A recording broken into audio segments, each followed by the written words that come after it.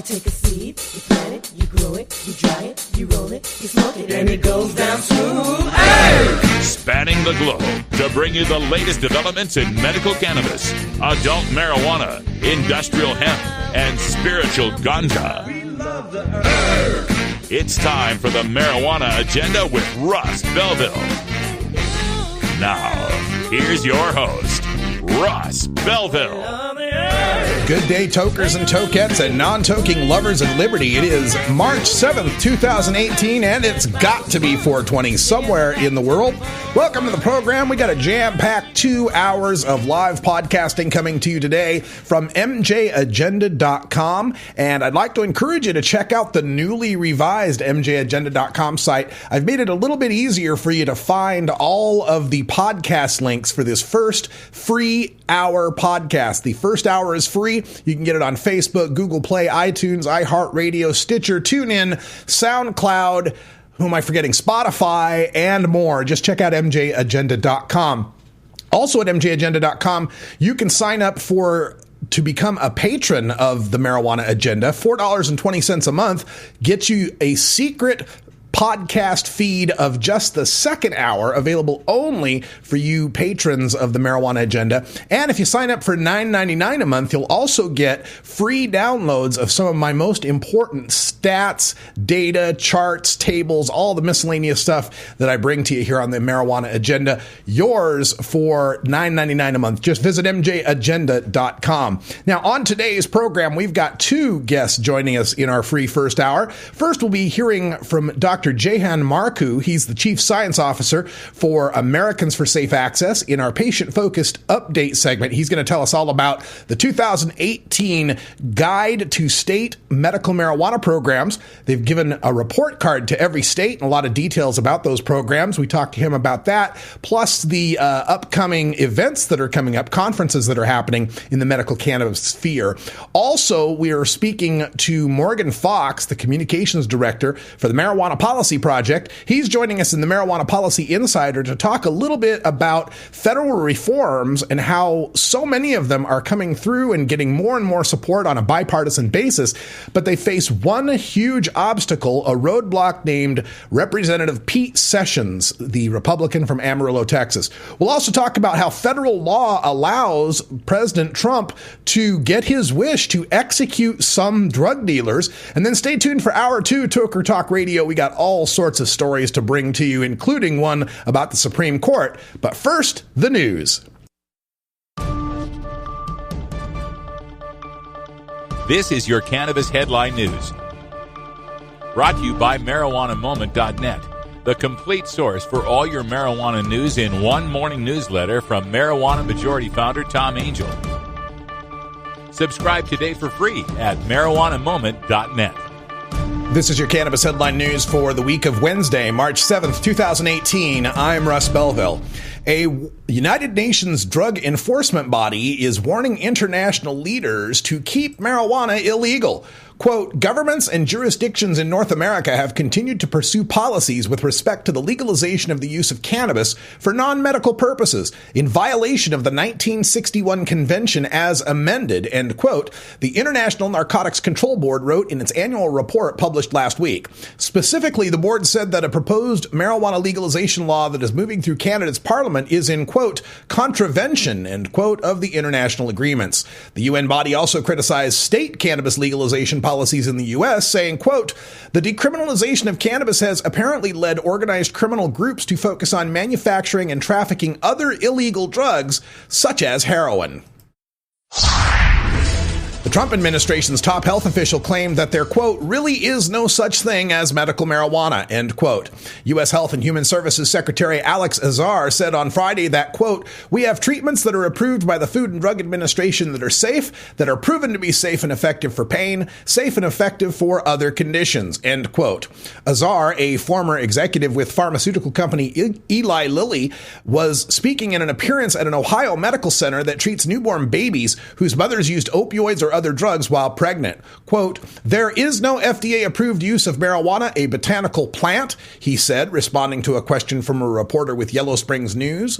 Closing, quote, I just want to be very clear about that, end quote. Illinois voters are ready to legalize marijuana for recreational purposes, but Illinois Governor Bruce Rauner is not.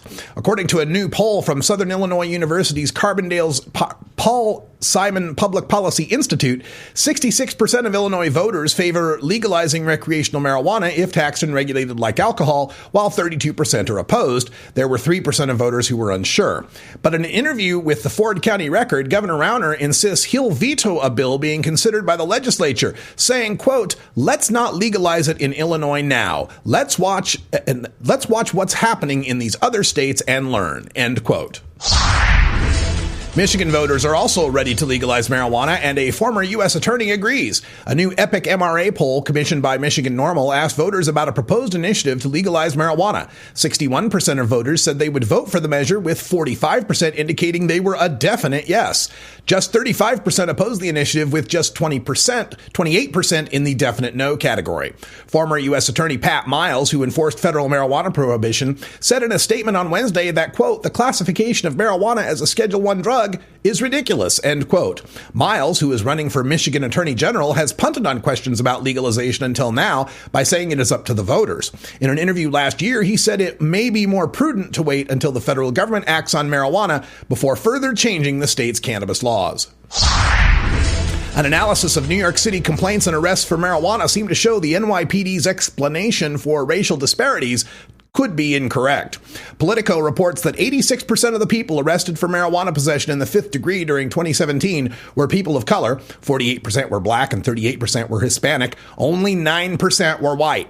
Pressed by recent city council members to explain the disparity, political brass said, quote, "The overwhelming majority of arrests or summons for marijuana come from community complaints," end quote. But Politico's analysis found that in some black and Hispanic districts, there were as many to half as many complaints as arrests, but in white, wealthier districts, there were sometimes half as many arrests as complaints. A coalition of healthcare professionals, law enforcement groups, faith leaders, and others is forming to oppose State Question 788, which would establish one of the nation's most progressive medical marijuana statutes in Oklahoma. Among its provisions, Oklahoma will allow patients to cultivate 6 mature plants with no restrictive dispensary halos or hardship conditions. Patients can possess 3 ounces of marijuana in public and 8 ounces at home, as well as an ounce of concentrates and 4.5 pounds of edibles. Marijuana from dispensaries would only be taxed at 7%, and local authorities could not ban them. The rights of patients in employment, housing, and education would be protected, and most incredibly, Oklahoma would have no qualifying condition list. Only California has that sort of standard. You're listening to the Marijuana Agenda with Russ Belville.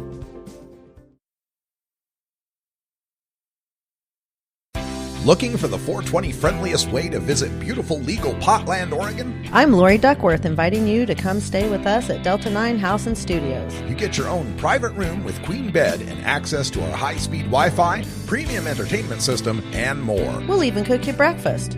Look us up on Facebook at Delta 9 House. That's facebook.com/Delta9House. Delta 9 House is booked through Airbnb.com. City of Portland permit number 17-159855. You're not high. You're listening to the Marijuana Agenda with Russ Belville.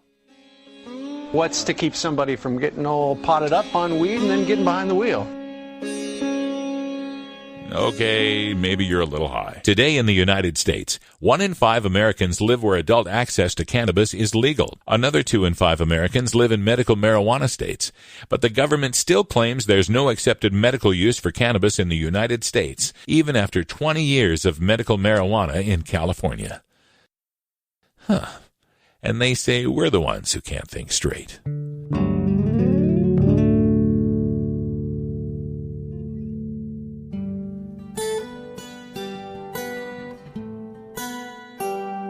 The Marijuana Agenda free podcast is available on iTunes, iHeartRadio, Stitcher, TuneIn, Google Play, SoundCloud, and on our Facebook page at MJ Agenda. Free video archives are available at the Radical Russ channel on YouTube. Help keep this media free by making a donation at paypal.me/radicalruss.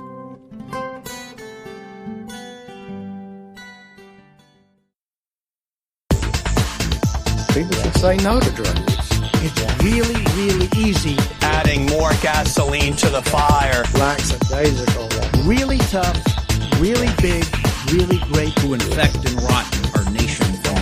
Dangerous gateway drugs We don't need to be legalizing marijuana. To build and grow a stronger, healthier, and drug-free society.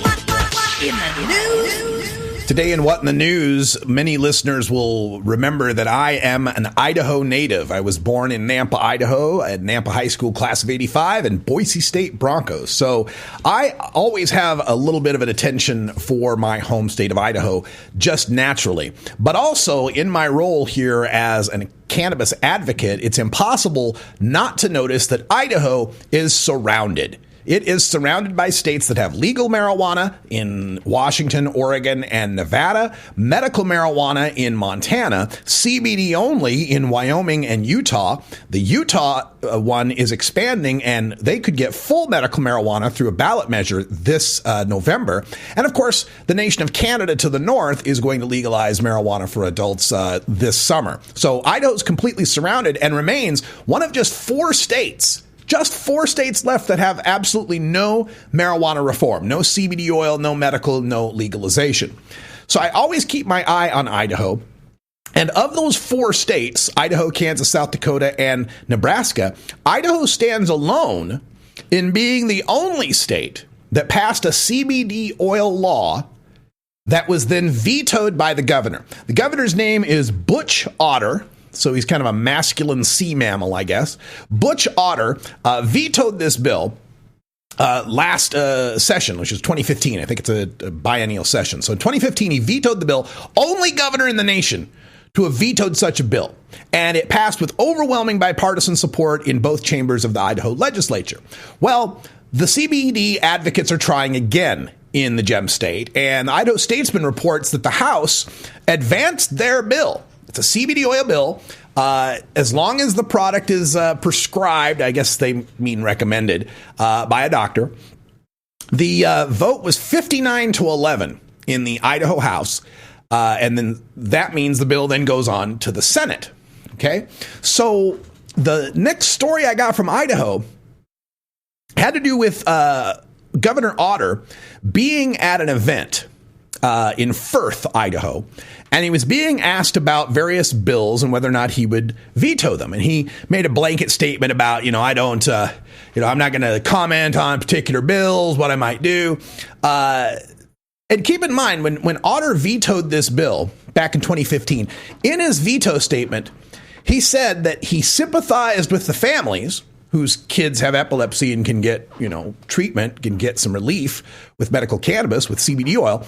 But he says, this was Butch Otter's veto statement, 2015, that the bill ignores ongoing scientific testing on alternative treatments, and it asks the state to look past the potential for misuse and abuse with criminal intent. Misuse and abuse of CBD oil for criminal intent? Butch Otter here is saying that he's vetoing CBD oil for epileptic kids because what? Some teenagers might smoke pot somewhere? Somebody might sell a baggie of reefer? Look, I can guarantee you, Butch, that's happening in Idaho right now. Trust me. Nothing about CBD oil is going to affect one way or another people in Idaho who want to smoke pot and get high. They're 2 different things. There's nothing. In fact, the original CBD oil plant that gained so much attention, the Charlotte's Web plant that is talked about in Colorado, going all the way back to the Sanjay Gupta weed documentary, that plant, Charlotte's Web, its original strain name was Hippie's Disappointment. That's right, Hippie's Disappointment, because nobody could get high off of it. Well, down there in Firth, after this House bill got through 59-11, it's on its way to the Senate, Butch Otter hinted that he'd probably veto it again. There was an event called Capital for a Day out in Firth, and he said, quote, "I always reserve judgment on a bill until the bill reaches my desk. It's never been my design to say I'm going to veto a bill or I'm going to sign a bill," end quote. But then he went on to say, to give an example, that if a bill passed that legalized marijuana, that's something he'd veto. And then he mentioned the CBD oil, and that's when a former Idaho Falls legislator, later a tax commissioner, piped up. She was sitting to Otter's left. She pipes up and says, "Oh, it just passed the House. CBD oil just passed the House." And Otter replies, "Well, I vetoed it once." Butch Otter is poised to veto for a second time a CBD oil bill that has huge bipartisan support in his legislature, and the people of Idaho are for it. He's worried someone's going to smoke a joint. And then this leads to some shenanigans. What happened is that the bill that got out of the House then has to go to the Senate. It goes to the Senate Health and Welfare Committee. And on Monday, a Republican, Senator Tony Potts, asked the Senate Health and Welfare Committee to give this bill a hearing because the bill was being blocked, right? It's one of those deals where they're just going to let it die in some committee. And so he pulled a procedure. Potts pulls this procedure to call for a hearing on the CBD oil bill. He says, quote, "I think we have to remember that we represent people who vote for us, people who are our friends. If your commissioners or if your constituents are anything like mine, there's a large amount of individuals who desire the health benefits of CBD oil." End quote. So Potts is trying to get this thing just a hearing. Let's just debate it, right? So as he's trying to bring this up, the chairman, who's a Republican named Lee Hyder, gavels him down. Like, we're not going to talk about this. And he says, quote, "If anyone on this committee wants to talk about this, they can do so in my office," end quote. The majority of the panel then headed toward Hyder's office to discuss Potts' motion. So the senator made a motion in open hearing, and the chairman gavels him down and says, "No, we're going to take this to my office." So as they go back to his office, to Hyder's office, a reporter from the Associated Press wanted to follow in. All right, well, let's report on this. Hyder barred the press from the office, would not let the press inside the office, but didn't really matter so much because the hearing inside Hyder's office was so contentious. Inside the chairman's office, they could hear yelling on the other side of the door. According to the AP reporter, they could hear Hyder yelling, quote, "The governor's office doesn't want this bill. The prosecutors don't want this bill. The Office on Drug Policy doesn't want this bill." End quote. So the guy is taking this from public discussion into private, barring the press.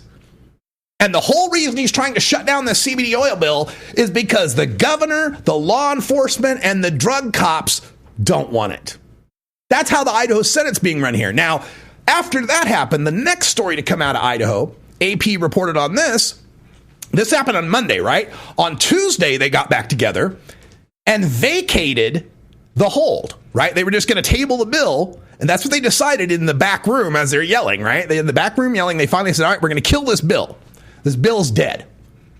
Tuesday, they come back and say, "Oh, that vote we had about killing the bill, cancel that." Because as it turned out, we broke the law. The Senate Health and Welfare Chairman, Lee Hyder, the Republican, asked to vacate the vote, saying, quote, "The chair acknowledges violation of Senate Rule 20 in that an unnoticed and unapproved executive session occurred." He then asked for unanimous consent to set aside the vote, and it was granted. Now, we still don't know if this Lee Hyder is going to let the bill advance to a hearing. But Raul Labrador, U.S. congressman who's running in the primary to become governor, said, quote, "If this administration has real valid reasons to oppose the CBD oil legislation, they should present them in a public open forum. They should defeat ideas in committee, not hide behind a committee chairman to avoid the public debate," end quote. And another GOP primary opponent, Tommy Alquist, says, quote, "Since day one, Tommy has supported the legalization of CBD oil that helps sick people as long as the THC is removed and it's prescribed by a doctor," end quote. Now, they're not running against Butch Otter. Butch Otter is term limited, thank God.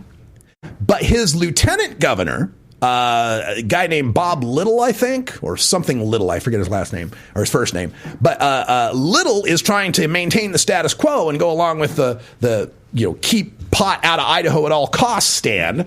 And he's got two GOP primary opponents that are countering him on this issue. Two. And understand, in Idaho, it's the GOP primary that's the actual election. It's not like an actual Democrat is going to win any sort of statewide office, governor's office in Idaho. And not since Cecil Andrus, back when I was a little kid, has Idaho ever had a Democratic governor. Yes, and I'd have gotten away with it, too. If it wasn't for these blasted kids and their dog. Yeah, it's some shenanigans in Idaho, because Butch Otter says that when a person is hooked on drugs, they're no longer free. Of course, Butch Otter used to smoke cigarettes like a fiend and was such a drinker that he got himself a DUI coming back from a tight-fitting jeans contest. I guess those drugs are okay, but not CBD oil to help epileptic kids.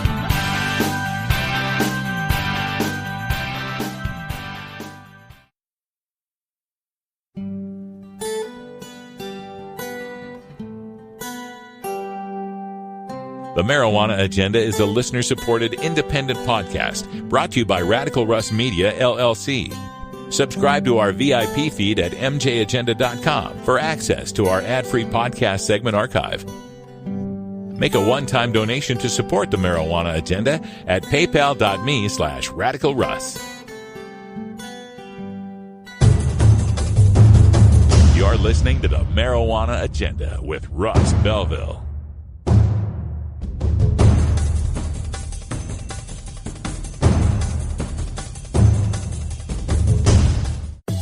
If you work in the cannabis industry, consume marijuana, or just support freedom, you need to know about breaking policy news that affects you. Marijuana Moment is the daily newsletter that helps you stay on top of all the latest and most important state, federal, and international cannabis developments. Brought to you by longtime legalization activist Tom Angel, Marijuana Moment puts a concise yet comprehensive overview of cannabis news in your inbox early every weekday morning. Wake up to Marijuana Moment and rest assured you'll be ready for the cannabis news that's driving the day. Subscribe now at marijuanamoment.net.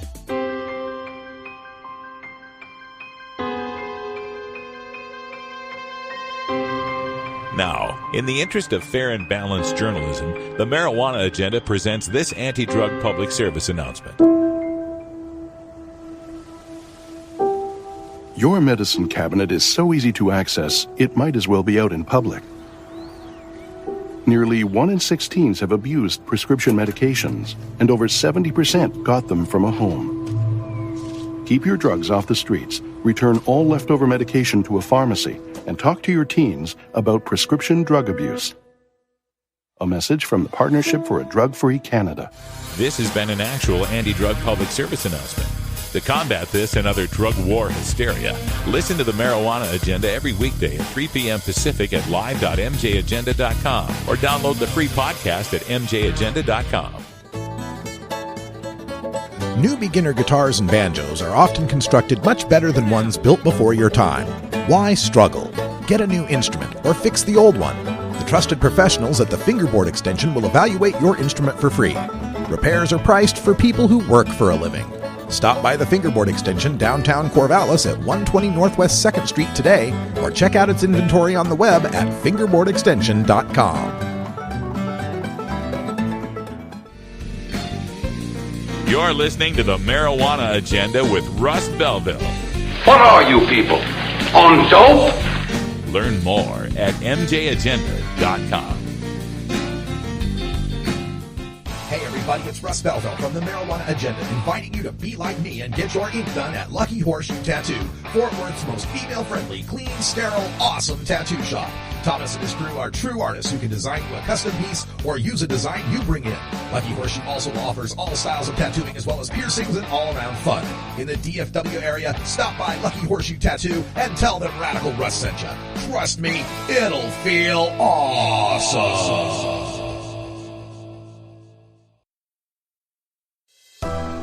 Welcome to ACE's Patient-Focused Update. Since California became the first state to restore cannabis as medicine in 1996, almost every U.S. state now recognizes some form of cannabis as medicine. But since 1971, the federal government has steadfastly denied the medical benefits of herbal cannabis. Americans for Safe Access is the nation's leading organization fighting for the rights of all patients who use cannabis as medicine. Join us now for another edition of ACE's Patient-Focused Update. Welcome to another edition of the Patient Focused Update, the podcast for Americans for Safe Access. I'm Russ Belville, and joining us again, we have Dr. Jahan Marcu, the Chief Science Officer for ASA. And Dr. Marcu, welcome back. Thank you, Russ. Well, glad to have you here because there's all sorts of stuff going on with respect to medical cannabis. We'll discuss upcoming conferences that are happening. We've got the opioid crisis that ASA is looking to address. We'll discuss that as well. I'm also really excited because coming up in June, we've got Oklahoma voting on a medical cannabis ballot initiative, question 788. So we're looking good there. And is it your feeling there, Dr. Marcu, that we're looking good for Oklahoma as far as it getting passed? Yeah, I think people have concerns about what it will look like in the end, but I think that chances are good that that there will be progress made. Yeah, I'm really excited about the vote. It's coming during the primary election. Governor Fallin moved it to the primary. And as medical cannabis initiatives go, this one's pretty expansive as far as allowing for cultivation and access to whole plants. So it'll be interesting to see how, if this passes, when it passes and gets developed, where it ends up among the medical cannabis states. Because we saw for a while there, the states got more and more restrictive as they went through legislative processes rather than initiatives. Now we're seeing more states coming back with initiatives and bringing back more protections and maybe evolving a bit. All of this, it leads me to our first topic of discussion, Jahan, which is this remarkable report that Americans for Safe Access puts out, the state report cards for 2018. I just saw my copy of it yesterday, and I was wondering if you could just expand on it a bit, tell our listeners what this report is all about and why it's so important.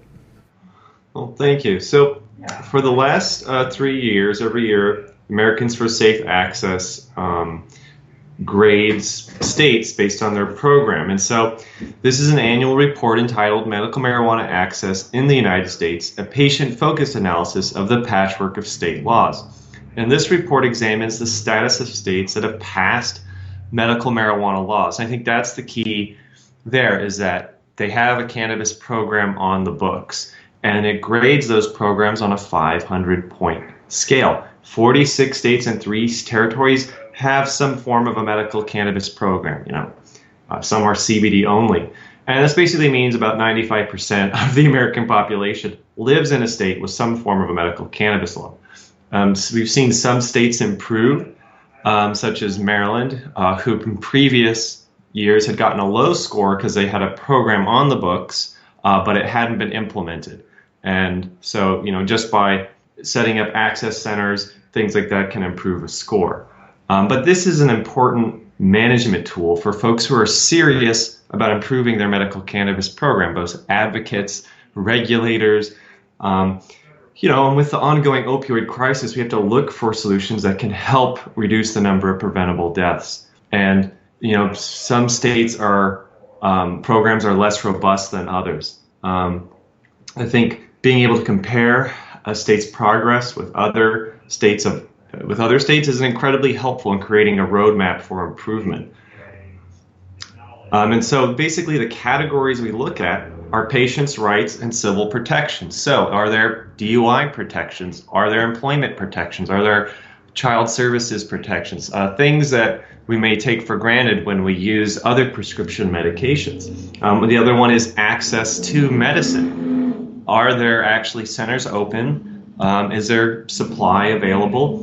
The ease of navigation. How easy is it to navigate to the resources you need to become a patient and have those legal immunities to protect you and your loved ones?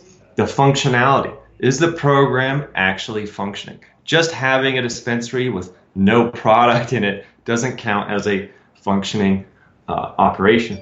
And the fifth category is the consumer safety and provider requirements. So many states require mandatory testing, and we're seeing some states starting to require or allow this. And so we have to look at a couple of things there. This is interesting to me because the report has come out over the last few years, and one of the years it came out, I was really shocked because I think it was Illinois landed at the top of your rankings, and I just had to, I blew my top. It was like, there's no way Illinois is a better place to be a medical marijuana patient than, say, Oregon or California that had such, robust programs that had been in place for so long. So I'm kind of interested in have the rankings changed in a certain way, how you evaluate these, the point system, or what weight you're giving certain categories? Well, I think I could just discuss 5 takeaways, and I think it would help answer some of those overarching questions, and then we can discuss some of the frequently asked questions. But just want to say that improvement is still needed. Every state could improve their program, whether it's adding more civil protections, improving product safety standards, allowing a greater variety of administrative forms of cannabis, or reducing the amount of time to implementation. Each program has its own set of needed improvement. The other one is cannabis and opioids. So when it comes to using cannabis as a tool for combating pain or the opioid crisis, you want to make sure that it's actually available for people who live with chronic pain conditions. And sometimes those are mutually exclusive things, because if you're, say, going to a pain clinic, they may or may not screen for THC as a reason to boot you out of the program, even though research at these pain clinics has shown that cannabis use is not correlated highly with relapse, especially in heroin use at these clinics. We also have to remember that this movement is moving forward. Like in 2017, 2 states passed laws creating new programs, like West Virginia, for example, became the 29th state to pass a comprehensive program, and Indiana joined the list of CBD states by passing a limited program. How the grades have changed is with safety protocols, and these are making a bigger difference. Now, you mentioned Oregon and Washington and California. These have good programs, but we're seeing a lot of there needs to be, I think, a greater scrutiny with some of how these products are manufactured and the testing requirements. We don't want to see products that have super high amounts of pesticides you wouldn't want in any other food or consumed product, for example. Mm-hmm. So Alaska, for example, improved from a D- to a C, so maybe no summer school for them, because they adopted regulations requiring stricter labeling, pesticide testing, and standard operating procedures for people running the cannabis businesses. And this is one of the aspects where ACE has been helping with patient-focused certification to help companies verify their compliance with product safety standards that already exist, as well as with their state and local laws. Again, states that improved the most were states that generally improved in supply and access for patients. So Louisiana, Massachusetts, and Maryland saw increases. Louisiana saw a 16% increase in their grade because of their product safety regulations, as well as a bill that extended arrest protections to employees who work in the medical cannabis industry. Yes. So things like that weigh, I think, bigger in this program, too. And again, after 4 years of waiting, Maryland patients finally have access to their medicine and through over 20 dispensaries, which raised Maryland's grade by over 8%. Massachusetts had a more modest improvement of over 4% after implementing regulations that allow nurse practitioners to issue recommendation and allow for medical cannabis in hospice and home care term facilities. So, and also, we see Massachusetts is also working on fixing their issues with supply problems. And so, again, the 5 takeaways are really that improvements are still needed. We need to pay attention to cannabis and opioids and making sure these programs are set up to help combat this crisis. The movement continues to move forward in terms of passing laws and passing bills. The big difference in scores are safety protocols. These are weighted more heavily this year. And again, states that are improving the most in this rubric are states that have improvements in their supply and in their access. Okay. So let me drill down a little bit on a few of these, because you brought up Louisiana, and that's been one, as I color in maps to tell people which states are medical or CBD, it's always been a guessing game with Louisiana, because they had a law, but then we decided the law was no good because it didn't actually function. And then there was some changes to that law, but then I was told they weren't functional either. Where are we at with the state of Louisiana? Can we say it is a medical marijuana state or a CBD only state with confidence now? Well, according to our score this year, it gets a D-. There still needs to be a lot of improvements, I think. I think there still are access issues, but the program is shaping up. I think it's a good sign that we're seeing civil protections being put in place explicitly for the patient's providers, for the people who work at dispensaries. Having worked a lifetime ago in dispensaries in California, I have to say it is always a little nerve-wracking knowing, is this going to be the day when the feds raid us or the sheriff raids us and shuts us down? And what sort of protections will we have for, being there safe access by providing safe access to these patients? I think, yeah. Oh, I was going to say, well, you've got Louisiana coming into the D-. As I look at the other CBD-only states in the South and the Midwest and the Intermountain West, those are all coming in at an F. So I guess Louisiana's doing better than those CBD states. I think so. Louisiana kind of has a unique program. They have these university partners. Their cultivation sites are actually up and running in some instances. And so I think that with the support of the universities there and their researchers and those resources, I think is going to make a big difference, because there you're going to see people who have science and medicine backgrounds, people who are trained in things like food safety and safe handling of these sorts of products, creating a very interesting culture at those universities. And so, time will tell how effective this model will be, but it's moving forward, and they're thinking long term here, because the universities are invested in these programs as well for funding their programs, for research, and development of products. But it still has a long way to go to see, how patient enrollment will go. How easy will that be? How many physicians are going to be able to become doctors that can make those recommendations, and things like that still remain to be seen. But I could see, in the next year, if actually centers start to open up and there are access points or patients registered, we could see this grade go up, probably to a C next year with just opening up access centers. Remarkable. This episode was produced as part of the Marijuana Agenda with Russ Belville, the daily news and interview podcast covering the world of medical cannabis, adult marijuana, industrial hemp, and spiritual ganja. MJAgenda.com.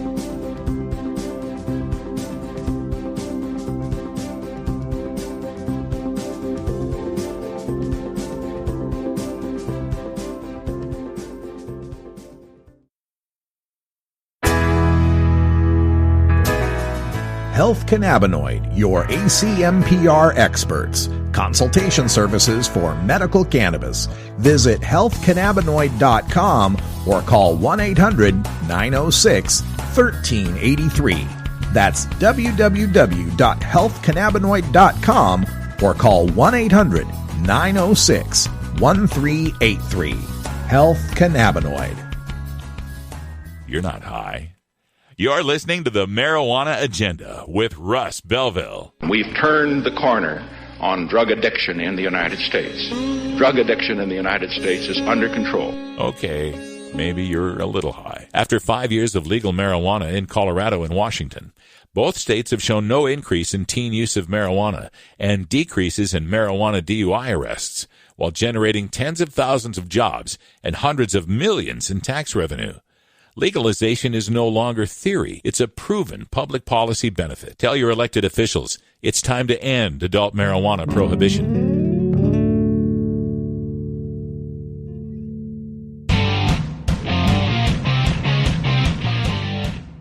The Marijuana Agenda with Russ Belville is brought to you by Cannabis Kamikaze, a professional licensed producer from Canada producing 3 pounds per light. Follow Cannabis Kamikaze on Twitter at Cannabis Kamikaze. That's at Cannabis, Kamikaze. Cannabis Kamikaze.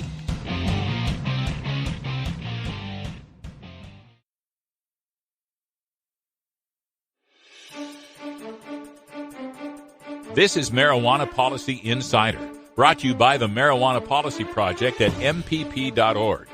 MPP is the nation's largest marijuana policy organization, promoting sensible marijuana policy reform in Congress, in state legislatures, and through state and local ballot initiatives. Today, we take a look at the most recent state and federal reform efforts with the Marijuana Policy Insider.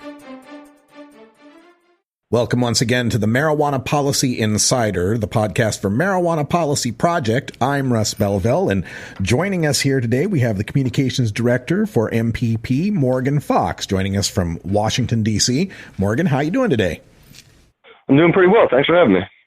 Well, there's so much happening on the federal level, and one of the things I've been educating my audience about recently has to do with the process of getting some reforms happening at the federal level. And folks know a little bit about the Rohrabacher Amendment, the amendment that's in the spending bill that prevents any money being spent to go after the medical marijuana states. And in learning about that amendment, people have kind of noticed how there can be these roadblocks, these impediments that can even come down to just one man, in this case, the head of the Rules Committee, Representative Pete Sessions from Texas, who can block a lot of these reforms. So we talked about this a little bit in our last segment, but I was wondering if you could give us an update on what's happening with things like the Rohrabacher Amendment and getting some federal change happening in this country. Well, right now, it seems like a lot of debates are going on behind closed doors. There's a lot of support on the Appropriations Committee for continuing the Rohrabacher protections, which stop the federal government from being able to spend any resources going after state legal medical marijuana programs, including patients and providers. Unfortunately, in the House, this keeps getting held up by Pete Sessions, as you mentioned. So in order to get it put into the new fiscal year 2019 or 2018 budget, there's going to have to be a lot more backroom lobbying, as well as hopefully your viewers and other supporters reaching out to their members of Congress, particularly if they happen to be on the appropriations committees, and making sure that they know that their constituents support these protections. But since Jeff Sessions has made it pretty clear that he wants to come after marijuana in some fashion, we've seen increasing support on the Appropriations Committee for additional things like allowing the VA to be able to recommend medical marijuana to their patients, protecting marijuana businesses through 280E tax reform or through banking regulations, as well as even protecting all state marijuana laws through what's called the McClintock Amendment. So we're seeing a lot more support growing for these. That being said, because of a couple of holdouts, it may be very difficult to get anything other than the Rohrabacher protections into the budget this year. This Pete Sessions, this Republican from Amarillo, Texas, is, like I said, he's the guy who's kind of blocking this on the House side. And we recently were entertained, I guess is a word we could use, by one of his performances where he went off at length about marijuana being the gateway drug and how he knew people that were dying from heroin who had tried marijuana the year before. I mean, with a guy this reefer mad, it sounds as if the only choice we've got is to replace him. Don't you think? Oh, yeah. I mean, the guy's an absolute dinosaur on this sort of thing. And, you know, regardless of how he feels about marijuana, he should at least have the respect for his colleagues to allow them to vote on this issue. And he has been basically blocking anything marijuana related from a vote in the House all year and going back into last year. So, you know, we're going to be making a concentrated effort to try to get this guy out of office and, or at the very least, get him off the Rules Committee, because there's not going to be a whole lot of potential for any sort of substantive, comprehensive federal law changes as long as this guy is in this powerful position. My congressman out here in Portland, Oregon, is Representative Earl Blumenauer, and he has highlighted Sessions as being an opponent to reform and even talked about getting billboards out there to oppose him in his district. This was followed up by the prohibitionist group Project Sam and Kevin Sabet announcing they would fund billboards thanking Pete Sessions for interfering with the progress of marijuana reform. I guess what this comes down to, Morgan, is what do his constituents think? What do the people of Amarillo think? Is the pot lobby going up against him going to be something that actually burnishes his credentials with his base, or is there a possibility that we can really get some grassroots upstart to take on this guy? I mean, I know we got Beto O'Rourke in that one Texas district. What are your hopes for unseating this guy? Well, it's tough to determine exactly how his constituents feel about the issue, but one can be pretty sure in assuming that they support medical marijuana, considering nationally support for medical is at around 90%. So I don't think that he's really doing himself any favors by preventing these bills from coming to a vote. But really, we're just going to try to get as much outreach as we can from his constituents who do support marijuana policy reform to at least let him know that he's on the wrong side of the issue. And, you know, it's going to be a while before we can figure out exactly if there's a candidate that has a chance of unseating him and whether or not that candidate can be supported from the national perspective. But, you know, I think that we just need to keep making him know or letting him know that these positions are embarrassing and they're anti-democratic. Exactly. And Sessions is increasingly becoming an outlier when it comes to people in the House and the Senate who are increasingly warming to the idea of marijuana reform. Can you update us a little bit? I know we saw some Senator Gillibrand in the Senate coming to co-sponsor the Marijuana Legalization Act. How are we doing as far as bills and co-sponsors and generating support on Capitol Hill? Well, this year we've seen unprecedented growth, both in the number of co-sponsors and the types of bills that are being introduced from both sides of the aisle. Unfortunately, we're just not quite at the level where we can get those things to pass, and it's kind of a political hot potato at this point. You know, there's a lot of support for reforming marijuana laws, but, you know, as they say, it's a mile wide and an inch deep. A lot of politicians aren't going to bat for this issue. They're not making it one of the central parts of their campaigns. But we're starting to see that change. Well, that's good news. Now let's take a look at the other end of Washington and the White House, where President Donald Trump has shocked us in the marijuana reform community with a few comments recently where he's praised the murderous drug war dictator, President Duterte out there in the Philippines. He's mentioned that he joked about President Xi out there in China becoming president for life. That ought to be something he wants to try, he joked. And of course, he's made these comments that imply that he'd like to see a death penalty for drug dealers and a much harsher crackdown here in America, but that he's been told America's just not ready for it. Does this send shivers down your spine? Are you worried about this actually having some effect on U.S. policy, these mad ideas of President Trump's? You know, I'd be more worried about it if I thought America was ever going to be ready for it. But, you know, even at the height of the drug war, there was a lot of opposition pretty much across the board to applying the death penalty to drug dealers. I mean, that's just so far away from what we are as a country that I'm not particularly concerned about it. But if Trump is real serious about wanting to hurt drug dealers, he needs to start getting in front of legalization, because, you know, he may want to kill them, but taking money out of their pockets is the next best step. And if he's as pro-business as he claims to be, it's a 2-for-1 deal. And especially also with the attention that's being paid now to what we have with the opioid overdose crisis in this country. The good folks out at Americans for Safe Access are promoting, you know, medical cannabis as a way to help deal with this opiate crisis. I, on the other hand, see President Trump and Jeff Sessions to some extent trying to conflate the two, trying to link them together as if to say, you know, marijuana leads to heroin and heroin leads to death, therefore we ought to stop marijuana. Do you see that developing in their rhetoric and in their policies, this idea that marijuana is the gateway and so we've got to stop it to address the opiate crisis?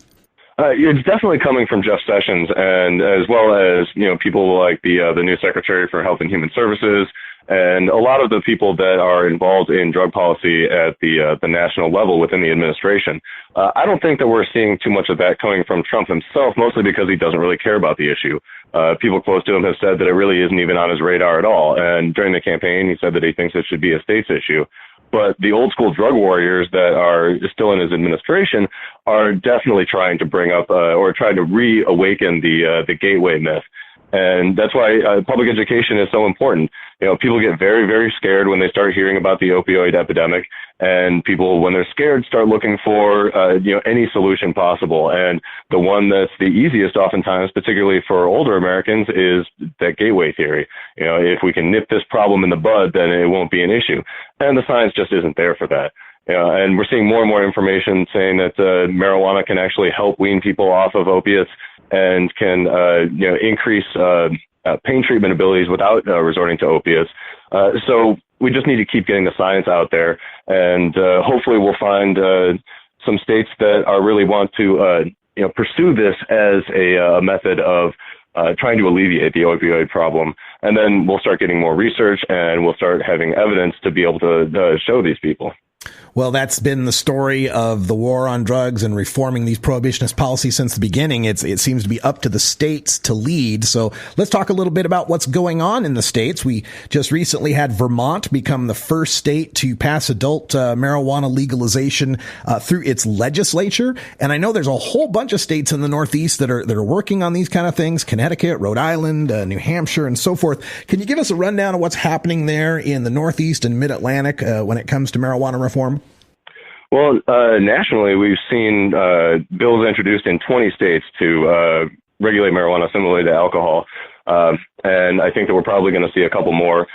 States like Connecticut, Delaware, New Jersey, Pennsylvania, New Hampshire are all going to be considering these bills and moving farther and farther down the line. And particularly as they start seeing the benefits from Massachusetts and Maine and from possession legalization in Vermont, it's going to be really difficult to continue supporting these outdated policies.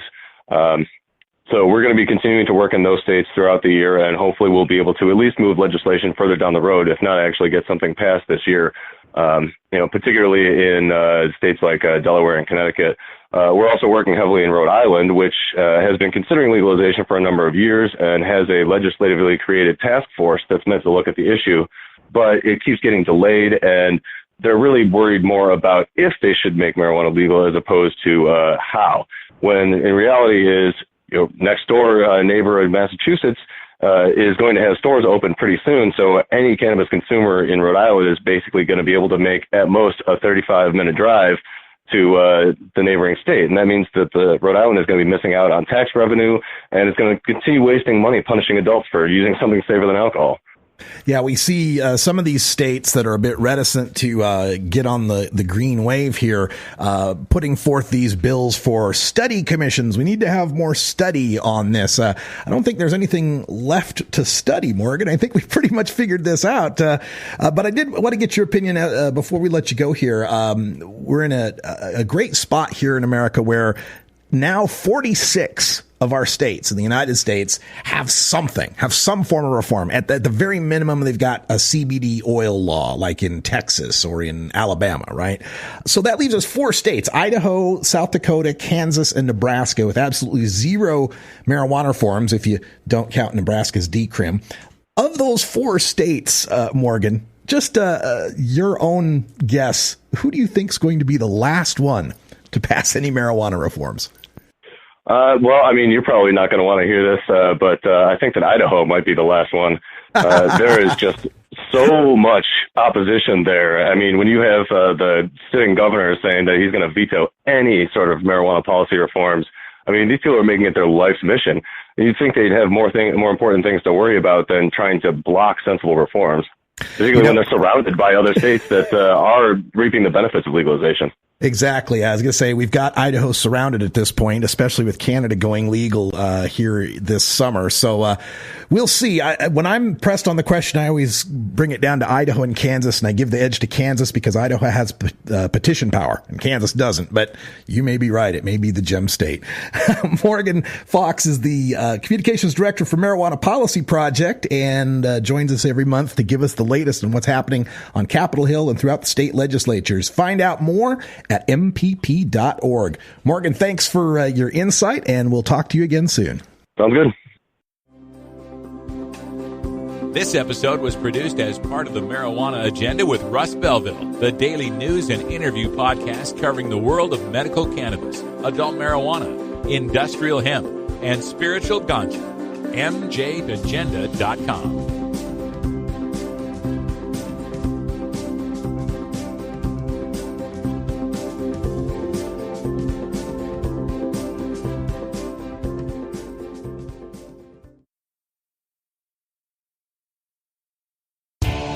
total war against public enemy number one. 10 federal criminal penalties for the 1 ounce of marijuana. Marijuana is probably the most dangerous drug. Legalization is just another word for surrender. I experimented with marijuana and didn't inhale. This is not medicine. This is a Cheech and Chong show. Encourage people to use less drugs. I am ill. That was the point. I think it would be a mistake to legalize. Negative reports coming out of Colorado. People don't smoke marijuana. Radical rant. Last week on the show, we discussed some of the shocking comments from President Donald Trump, where he discussed other countries that have much harsher penalties, the death penalty, the ultimate penalty for drugs. And he admired how those countries don't have the same sort of drug problem that we have. This echoes comments that he's made before, where he had praised Rodrigo Duterte in the Philippines, saying he's doing a great job with the drug problem. And we noted how a guy being appointed to the U.S. Sentencing Commission is a dinosaur who believes that you got to get harsh on drugs. So when it comes to this call for executing drug dealers, one thing that I think didn't get a lot of play in the mainstream media that covered it is that Trump already has the power to execute drug dealers. Not all of them. Hold on. Don't worry. Don't freak out yet. Not everybody. Just the super kingpins. This is a U.S. law. 18 United States Code Section 3591, Section B1, or Paragraph B1. And it reads, the sentence of death can be carried out on a defendant who has been found guilty of manufacturing, importing, or distributing a controlled substance if the act was committed as part of a continuing criminal enterprise, but only if the defendant is 1, the principal administrator, organizer, or leader of the enterprise, or is one of several such principal administrators, organizers, or leaders, kingpins. And 2, the quantity of the controlled substance is 60,000 kilograms or more of a mixture of or substance containing a detectable amount of marijuana, or 60,000 or more marijuana plants, or if the enterprise received more than $20 million in gross receipts during any 12-month period of its existence. That law, 18 U.S.C. 3591, B1, describes many of the state legal cannabis cultivation firms. I can think of a lot of them that are clearing $20 million a year or that have produced more than 60,000 cannabis plants. But before we get too shook up about this, the law is probably not constitutional. Probably can't actually issue a death penalty to a drug kingpin. There was a 2008 Supreme Court case, Kennedy v. Louisiana, and it had to do with Louisiana imposing a death penalty on a guy who'd raped a child, which, worst crime you can imagine. And fun fact, Senator Ted Cruz filed a brief supporting Louisiana having the right to execute a child rapist, but it was found unconstitutional. It was considered cruel and unusual punishment under the 8th Amendment. And Justice Kennedy wrote, the court concludes that there is a distinction between intentional first-degree murder, on the one hand, and non-homicide crimes against individuals, even including child rape, on the other. The latter crimes may be devastating in their harm, as here, but in terms of moral depravity and of the injury to the person and to the public, they cannot compare to murder in their severity and irrevocability. They say child rape's awful, but at least you're still alive. You can still have a life. Murder's the worst possible thing. And so Justice Kennedy at the court basically said that only murder, only capital crimes can be subject to the death penalty because you can't kill someone who didn't kill someone. You take a seed, you plant it, you grow it, you dry it, you roll it, you smoke it, and it goes down smooth. Hey! Spanning the globe to bring you the latest developments in medical cannabis, adult marijuana, industrial hemp, and spiritual ganja. Okay. I don't know why the programming does this to me sometimes, folks, but so the bar for capital punishment is that you have to have killed somebody. There has to be an intentional first-degree sort of murder. And so this section, if they tried to give someone the death penalty for drug trafficking, probably be found unconstitutional. Follow MJ Agenda on Facebook, Pinterest, Instagram, YouTube, and follow MJ Agenda Show on Twitter. Learn more at mjagenda.com. I say probably because we've got the Roberts Court with Neil Gorsuch on it. Who knows what they'll decide? We're going to talk about the Supreme Court and more about this death penalty for drug traffickers in Hour 2, Tucker Talk Radio, now.